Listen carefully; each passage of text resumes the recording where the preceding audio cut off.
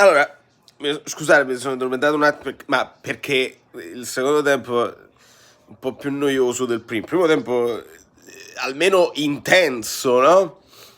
Che poi non giochino bene queste due squadre, lo sapevamo già. Però almeno si davano uno schiaffo a testa. A proposito di schiaffi, allora, Dzeko, forza pura, una forza della natura, non lo sposti, un gran gol proprio di grande forza.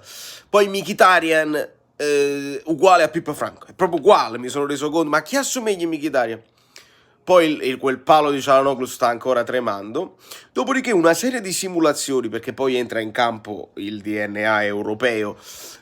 Giroud, Saelemaekers, Tonali e poi Lautaro.